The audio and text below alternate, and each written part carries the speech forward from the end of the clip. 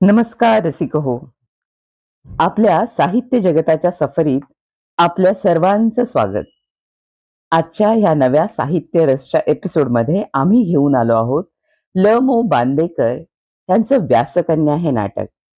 आज ह्यातली तिसरी व्यासकन्या म्हणजेच तिसरं महत्वाचं स्त्री पात्र Amba Bai Archi Radha just for you. मागच्या 2 एपिसोडमध्ये आपण हे बघितलं होतं की पहिल्या एपिसोडमध्ये गंगा येऊन आपलं मनोगत व्यक्त करते. त्यानंतर गंगेला जणू प्रत्युत्तर देणं किंवा कैफियत मांडणं किंवा तिला सामोरं जाण्यासाठी सत्यवती येते आणि सत्यवती आपलं मन उलगडून दाखवते. तुम्ही जर या अगोदरचे एपिसोड बघितले नसतील, ऐकले नसतील, तर प्लीज ते ऐका, म्हणजे त्याचे संदर्भ लागतील. कारण सुरुवातीपासून ल मो बांदेकरांची भूमिका महाभारतातल्या स्त्री पात्रांकडे बघण्याची कशी आहे हे लक्षात येण्याकरता आपल्याला ते सुरुवातीपासून ऐकायला हवेत. तर रसिक हो, आज पुढचं महत्वाचं स्त्री पात्र म्हणजे अंबा. सत्यवती शेवटी गंगापुत्र भीष्माला कल्पवृक्ष असं त्याचं संबोधन करते. तो झुकून उभं राहिला सगळ्यांना सावली सुवास देण्यासाठी, सुधारस पाजण्यासाठी, आणि पानं फुलं आणि फळांच्या ओझ्यानं वाकून गेला तो गंगापुत्र भीष्म, असा सत्यवतीच्या मनोगताचा शेवट आहे. त्या शेवटानंतर आता अंबेचं मनोगत. अंबा.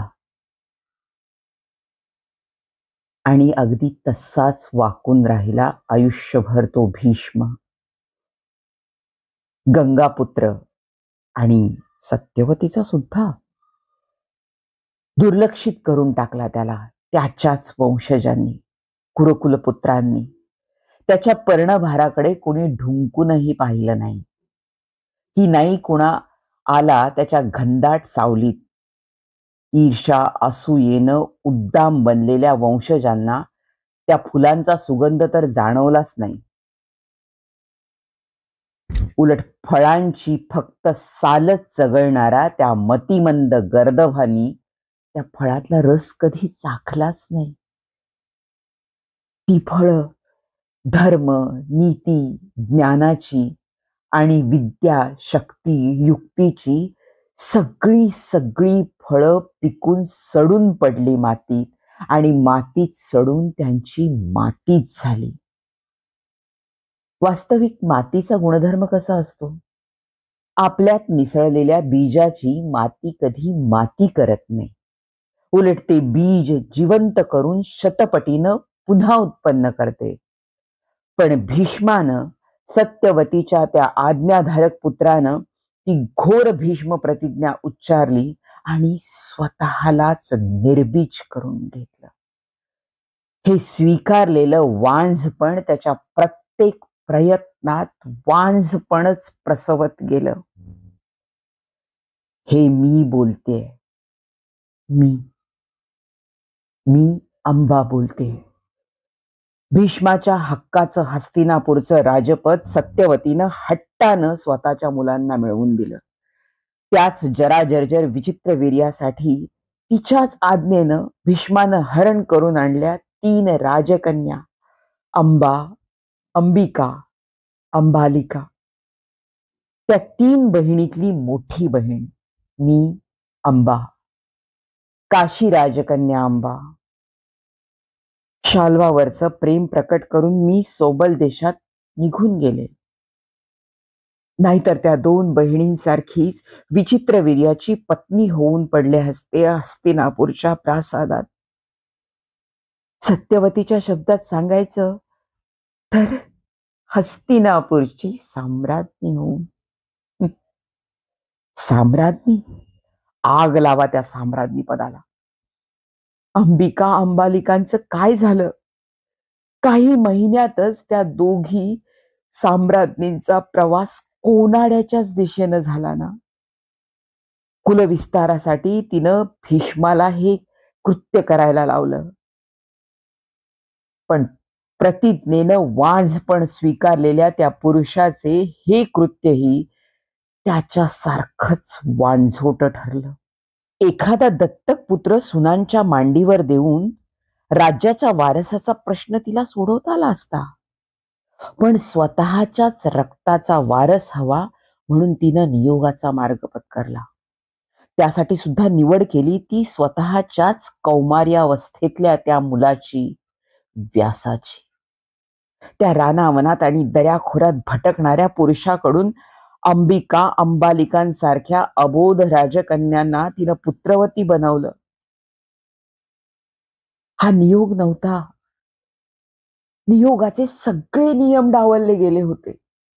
एका रानटी पुरुषांकडून 2 राजकन्यांवर करवलेला बलात्कार होता तो. होय, बलात्कारच. ज्याला माझं हे विधान पटत नसेल त्याला माझा एक प्रश्न आहे. हे खोटं तर मग खरं काय? महर्षी प्रासादात येताच अंबिका अंबालिका काय त्यांना स्वखुशीनं सामोऱ्या गेल्या? नाही. हस्तिनापूरचा प्रासाद डोळे मिटून बसला तरी इतिहासाला असं आंधळेपणाचं सोंग घेता येत नाही. व्यास जवळ येताच अंबिकेनं डोळे मिटले. तिच्या पोटी आंधळा धृतराष्ट्र जन्माला आला. अंबालिका भीतीनं थरथर कापू लागली. तिनं पांगळा पंडूला जन्म दिला आणि तरीही सत्यवती म्हणते, मी भाग्य लाथाडलं. हेच ना ते भाग्य. अंबिका अंबालिकेसारखं मीही त्या बलात्कारात भरडली जायला हवी होते आणि तिसरा एखादा मुका नाही तर बहिरा राजकुमार जन्माला घालायला हवा होता. तरीही शेवटी प्रश्न उरतोच, हे सगळं नाकारून मी काय मिळवलं? की सत्यवती म्हणाली तेच खरं. शाल्वानं लाथाडली, भीष्मानं तर नकारासाठी युद्ध सुद्धा केलं. नाही झाली शाल्वाची पत्नी की भीष्माची. कुढलीस, चिडलीस आणि तपाचरण सुरू केलंस भीष्माच्या नाशासाठी.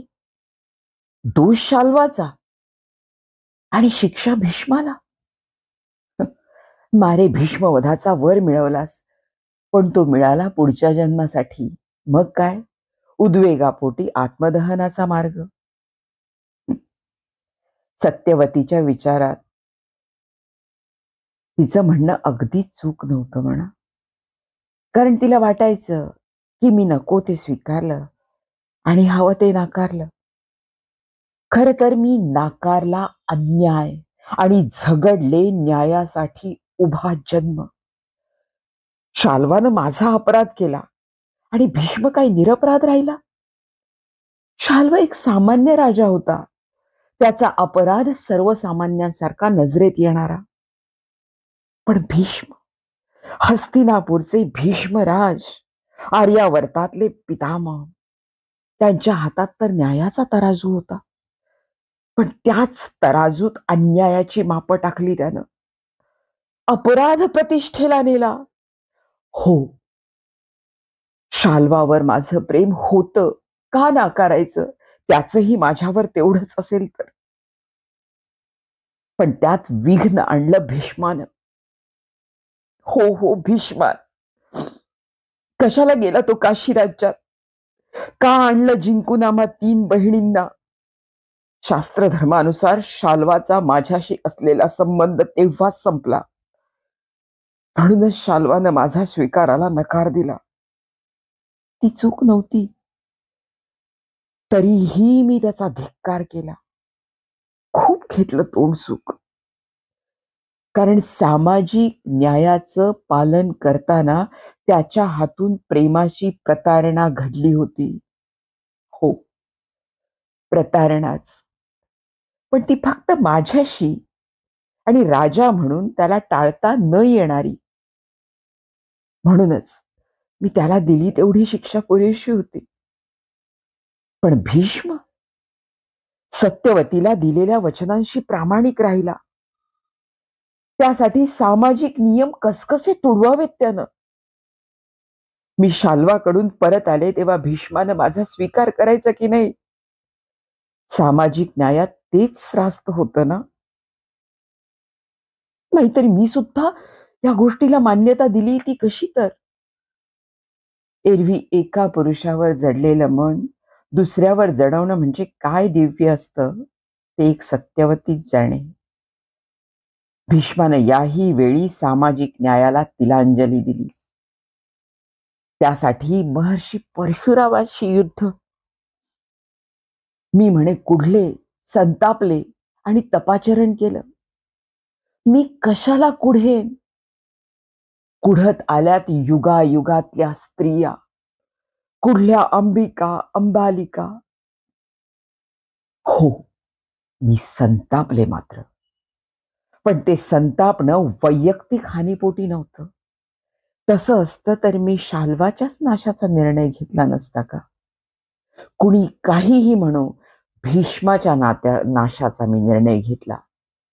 ती त्यानं केलेली सामाजिक दुष्कृत्ये बघूनच. पण सत्यवती बोलली त्यात थोडं तरी सत्य होतं का? खरंच काय मिळवलं मी भीष्म नाशाच्या चिंतनातून? का केली मी त्याच्या नाशासाठी एवढी अघोरी तपस्या? करायला नको होती? मग मी काय करायला हवं होतं? भीष्मानं जिंकून आणताच अंबिका अंबालिका गेल्या त्याच मार्गावरून जायचं होतं. त्या व्याधी जर्जर विचित्र वीर्याच्या रूपानं उभ्या असलेल्या मूर्तिमंत वैधव्याला वरायचं होतं. साम्राज्य पदाचं सौभाग्य लिहून दास दासींचे नमस्कार आणि सेवेतच शृंगाराचं समाधान मानायचं होतं. तरुण शाल्वाच्या चेहऱ्यावरचा तो सळसळता थाट अवतीभोवती वावरणाऱ्या दासांच्या चेहऱ्यावर बघायचा होता. सौभाग्य आणि सद्भाग्याचं हे मृगजळ तर विचित्र वीर्याच्या हयातीपुरतंच होतं. म्हणजे मग 2-4 वर्षाच्या अवधीत अंबिका अंबालिकांनी प्रासादातल्या कोनाड्यापर्यंतचा जो प्रवास केला त्या प्रवासात अग्रक्रमावर राहायचं होतं. आणि त्यानंतर व्यासांकरवी घडवून आणलेला तो बलात्कार तो सुद्धा मुकाटपणे सहन करायचा होता. छातीत रिघलेला शर सोन्याचा असेल तरी तो अलंकार म्हणून मिरवायचा असतो का? तोच अलंकार कुरवाळीत शरीरावरच्या आणि मनावरच्या वेदना सोसायच्या होत्या का मी? मोठी बहीण म्हणून तशाच वेदनात तळमळणाऱ्या दोन्ही धाकट्या बहिणींचे अश्रू पुसत असताना ह्याच शब्दांचा लेप त्यांच्या शरीरांवर आणि मनावर थापायला हवा होता का मी? केलं असतं. ते सगळं केलं असतं. सगळं सोसलं असतं. पण ते ललाटीच्या लेखाचा मागोवा घेत नियतीच्या करणीनं घडलं असतं तर जे मानव निर्मित नाही त्या घटनांना दुर्भाग्य आणि विधी घटनेच्या यादीत नोंदण्याची सोयच नसते का? पण साक्षात नियतीला आव्हान देत दुसऱ्याच्या ललाटीचे भाग्य दुर्भाग्यात बदलू पाहणाऱ्या मानवाच्या अमानवी वज्रमुष्ठीला कुणीतरी आव्हान द्यायला हवं होतं की नको? कुणा अरेरावी दानवाबद्दल बोलत नाहीये मी. एका मानवाच्याच अमानवी करणीचा पाढा वाचतेय मी. आणि हा मानव म्हणजे तर अर्धा देवच. स्वर्गातल्या अष्टवसूंपैकी 8वा वसुदेव. त्या पुण्यवान भूमीत केलेली पाप फेडण्यासाठी अष्टवसूंनी गंगा मातेच्या पोटी जन्म घेतला. 7 वसूंनी पवित्र जलाशयात चिरनिद्रा घेऊन आपली पाप फेडली. हे शहाणे 8वे वसुदेव हयात राहिले मानव देहात. का? हस्तिनापूरचा स्वर्ग बनवायला. ती सुद्धा राजमात्या सत्यवतीची दास होऊन. नव्या मात्या नाही त्यांच्या. 7 वसू जन्मदात्या मातेच्या सहवासात पापमुक्त झाले आणि हे 8वे भीष्माचार्य बनून दत्तक मातेच्या सहवासात पाप वाढवून बसले. एकीकडे वंश विस्तारासाठी आमच्यावर अन्याय करत होते तर दुसरीकडे दत्तक मातेच्या वंशजांसाठी धर्म न्याय नीतीची पाठशाळाच बनून राहिले होते. हो, पाठशाळाच. देवव्रतापासून पितामह भीष्माचार्यापर्यंतचा खूप मोठा प्रवास केला त्यांनी. त्या मुदतीत कुरूंच्या 3 पिढ्या वाढल्या. पण त्यांच्या पाठशाळेत एकही स्नातक दाखल झाला नाही. प्रत्येकानं अनुकरण केलं त्याच्यातल्या क्षात्राच्या अतिरेकाचं. त्याच्यातल्या आज्ञाधारक छात्राची वृत्ती मात्र कुणीच नाही बघितली. कुरूंच्या पुढच्या पिढ्यात वाढला तो नुसता अतिरेकच. त्या अतिरेकी वंशजातल्या धर्म अर्जुनासारख्या सदाचाराच्या मुळ्या तरी वेगळ्या काढायच्या. सदाचार आणि कुविचारात धर्मयुद्ध झालं तेव्हा तरी हा निरक्षीर विवेक पाळायचा. कुविचार दूर करून सदाचारानं न्याय तरी प्रतिष्ठित करायचा. पण नाही, उलट अर्थस्य पुरुषो दासासारखी धर्मातली कालबाह्य फुसकी सबब पुढं करत अन्यायाचीच बाजू घेतली. परिणाम काय व्हायचा तोच झाला. भीष्माच्या 2 हातांना स्वर्गातल्या वसूचा अदृश्य हातांची मदत मिळाली. पण 100 मुके एकत्र आले म्हणून एक बुलका होत नाही. उलट त्यांच्या शब्दहीन असंबद्ध आलापांनी वातावरण दूषित मात्र झालं. भीष्माला दूर सारून नियतीनं निर्णय दिला तो सत्याच्या विजयाचा, अन्यायाच्या नाशाचा निर्णय.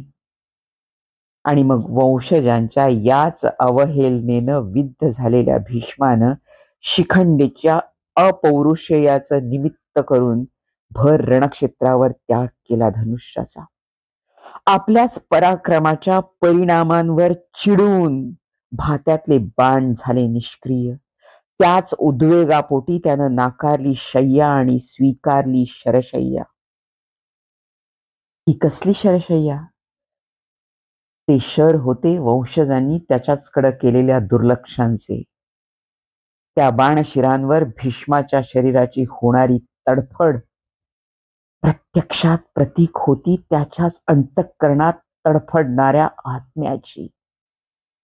मी केलेला अग्निप्रवेश म्हणे उद्वेगापोटी होता, मुळीच नाही.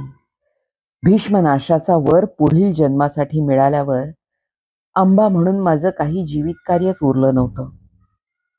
अंबेचं आयुष्य वाढवून खरं तर मी भीष्माच्या आयुष्यात भर घालणार होते. ते कमी करायचं तर माझा पुनर्जन्म जवळ आणायला हवा होता.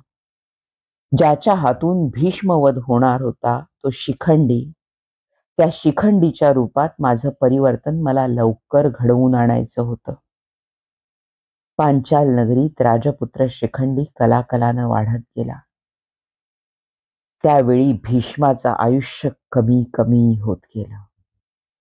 कुरुक्षेत्रावर रणचंडीच्या रूपात वावरणाऱ्या नियतीला खरा दिलासा मिळाला तो शिखंडीच्या रूपात मी भीष्मावर सोडलेल्या बाणात. कुरुक्षेत्रावर झालेल्या भीष्माच्या पतनानेच भारतीय युद्धात विजयाचा काटा न्यायाच्या दिशेनं सरकू लागला होता. खऱ्या अर्थानं माझ्या अग्निप्रवेशाचं मोल तेव्हाच माझ्या पदरात पडलं. ज्या क्षणी मी त्याचं पतन घडवून आणलं त्याच क्षणी तो प्राणत्याग करता तर पुढच्या काही दिवसातच त्यानं उभं केलेलं साम्राज्य धुळीला मिळाल्याचं पाहणं त्याच्या नशिबी आलं नसतं. पण शुभ उत्तरायणाची वाट पाहत शरशय्येवर तळमळत त्यानं पाहिला स्वतः पुरस्कारलेल्या कौरवांचा सर्वनाश आणि पांडवांचा विजय. भीष्मा, ज्यांच्यात प्रतिकाराची शक्ती उपजत असते ना, अशा पुरुषांवरचा अन्याय एक वेळ दुर्लक्षित राहतो. पण जिथं अबला पेठून उठते तिथं सर्वनाश जन्म घेतो. सीतेच्या दिव्यात रामायण घडलं. अंबेचं अग्निदिव्य तुझ्या नाशाला कारण झालं. महाभारत घडवलं ते तिनं आणि तिच्या तळतळाटाला साथ देणाऱ्या प्रासादेतल्या बंदिस्त स्त्रियांनी. अंबिका, अंबालिका, कुंती आणि गांधारी. तर रसिक हो, अंबा आपल्याला कशी वाटली? खरं तर हे महाभारतातलं सगळ्यात सशक्त स्त्रीपात्र आहे असं मला वाटतं. तिनं तिच्या प्रेमाची अभिव्यक्ती निसंकोचपणे केली. शाल्वावरचं प्रेम तिनं जगजाहीर केलं. त्यानंतर ती शाल्वाकडं गेली, न्यायासाठी उभी राहिली. शाल्वानं परत पाठवल्यावर भीष्माकडेही तिनं न्यायाची मागणी केली, पण तिची अवहेलना झाल्यावर ती त्या अवहेलनेचा बदला घेण्यासाठी उभी राहिली.